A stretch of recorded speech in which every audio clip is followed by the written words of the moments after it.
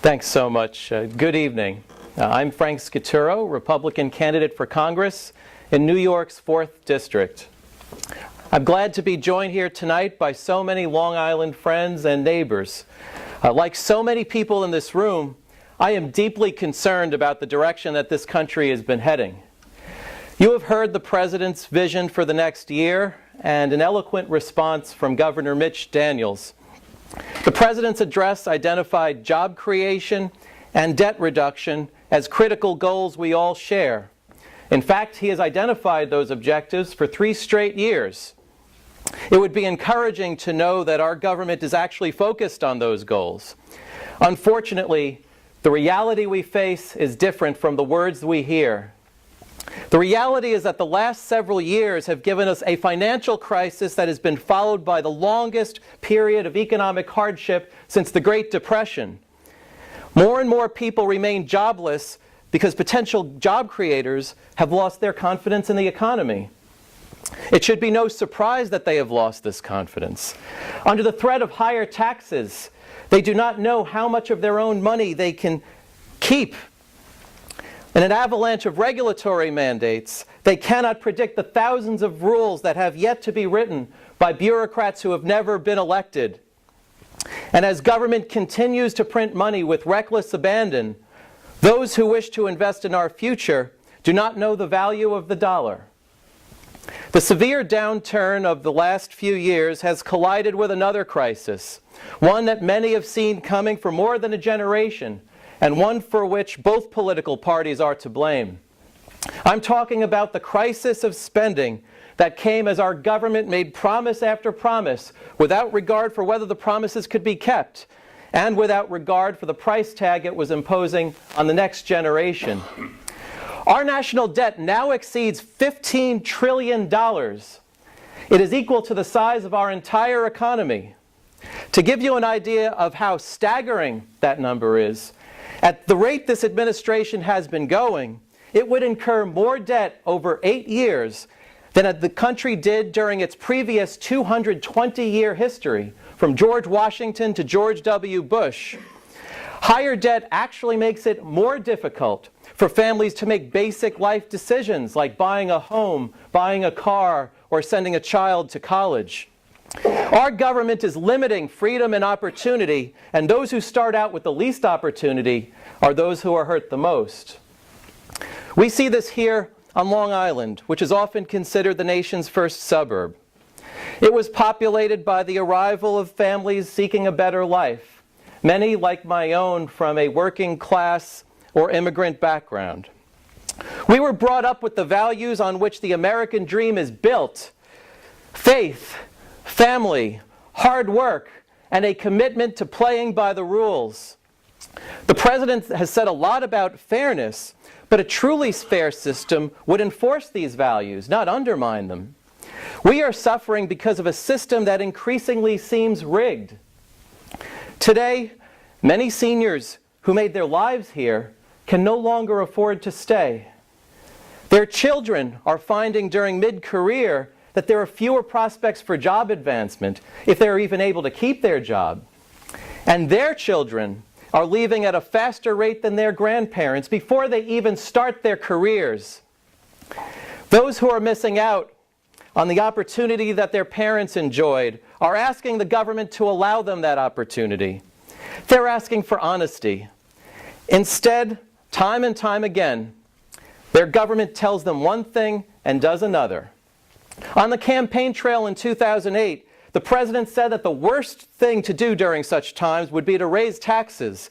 But that is precisely what he and our representative in Congress, Carolyn McCarthy, have repeatedly tried to do. Not long before, they stood firmly against reforming the policies that did so much to cause the mortgage crisis that has hurt us all.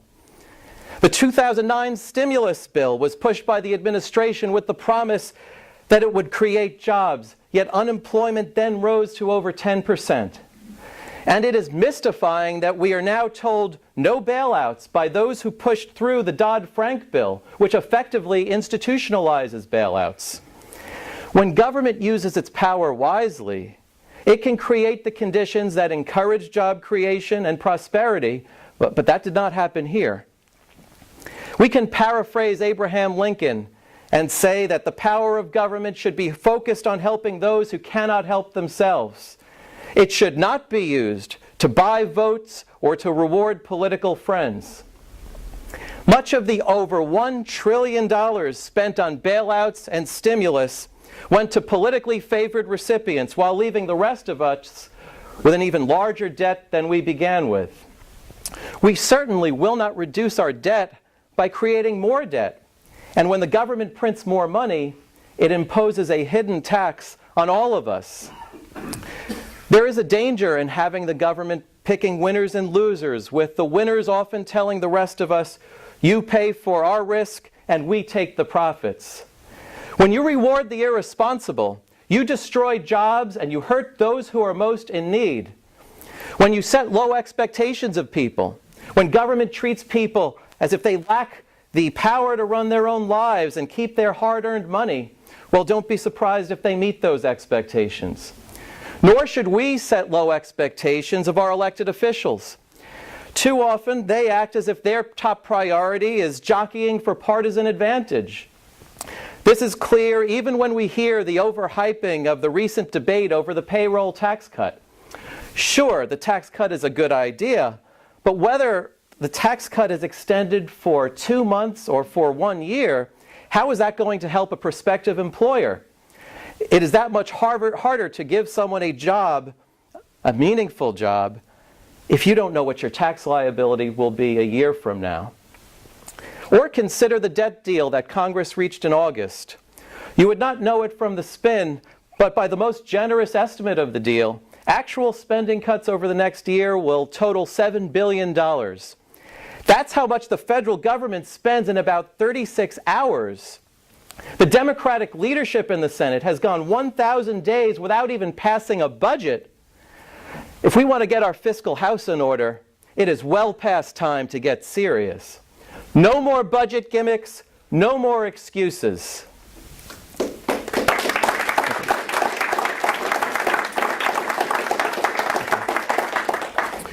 We need real, fundamental change. That means not just lowering taxes, but replacing a convoluted tax code that has become a testament to the influence of special interests. The president would make the tax code even more confusing. Here's how government can be truly fair. Cut loopholes and adopt a simpler and flatter system for all.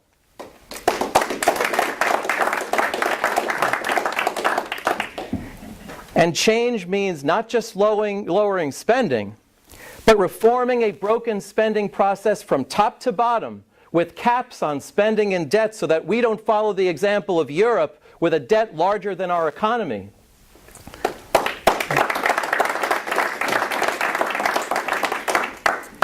Every 2 years, candidates for federal office promise that they will go through all of our spending with a fine-tooth comb and identify the waste. But they never follow through. Well, I think it's well past time they do it.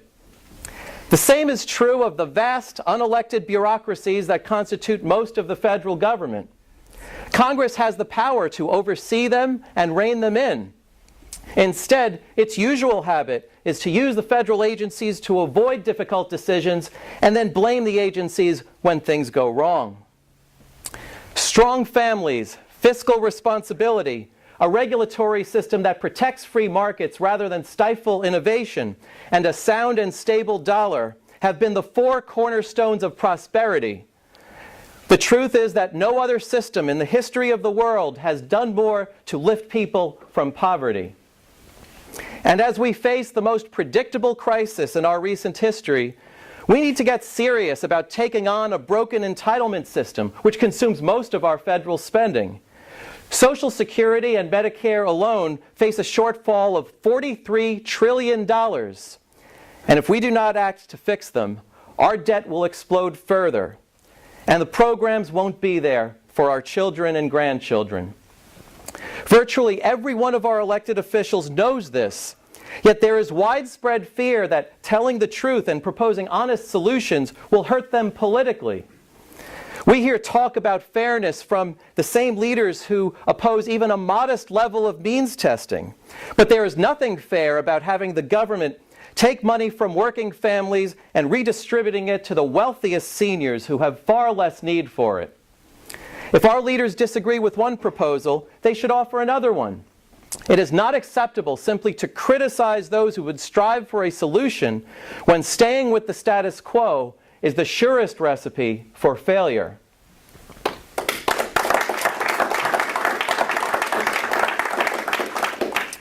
Rather than address any of these problems, the administration, aided by Representative McCarthy, has made matters worse by pushing through a new health care entitlement when we could least afford it. They did so with no serious consideration of the Constitution, which should be the first responsibility of every elected official.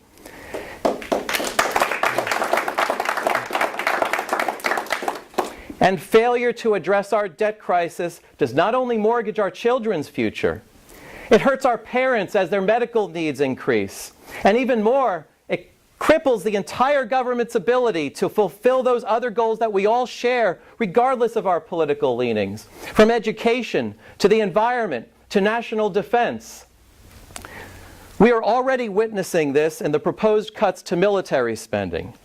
Wasteful spending by the military certainly should be cut, but it is wrong to go so far as to weaken our ability to keep our nation safe and protect our interests abroad. And we must remember our veterans. Our obligation to them, to those who serve, does not end when they come home.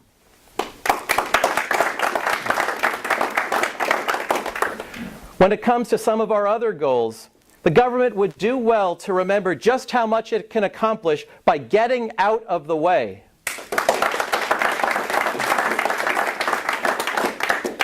The administration's refusal to approve the Keystone Pipeline marks yet another blow to energy independence and common sense that would have created thousands of jobs on an environmentally safe project.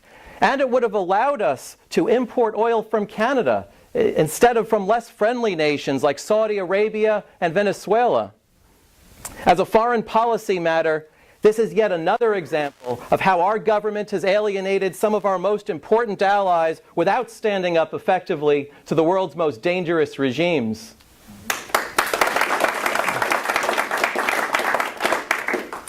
We stand on the shoulders of generations who have made tremendous sacrifices, often the ultimate sacrifice, to give us this great nation. That sacrifice also obligates those who enter public life to conduct themselves with utmost integrity. Because of the distortions in our political process, there is a tendency for many voters to blame the failures of Washington on every member of Congress except their own. Others give up on the system altogether. I urge my fellow citizens not to give up, but to look at your alternatives from a clean slate. Reform will occur only if you ask for it. Many of us are running for office for the same reason you are dissatisfied. This is no time to sit back and leave our country to leaders who believe they are presiding over America's decline.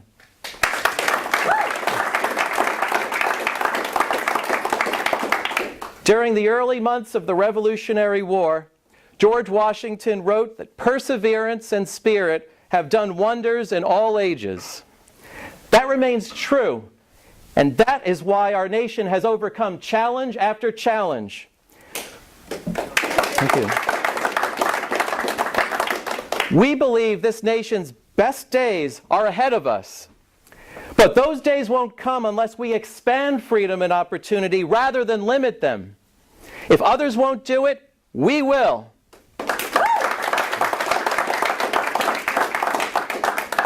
Getting there is not about having you believe more in government. It's a matter of government believing in you. Thank you for listening. God bless you, and God bless this great country. Thank you, everyone.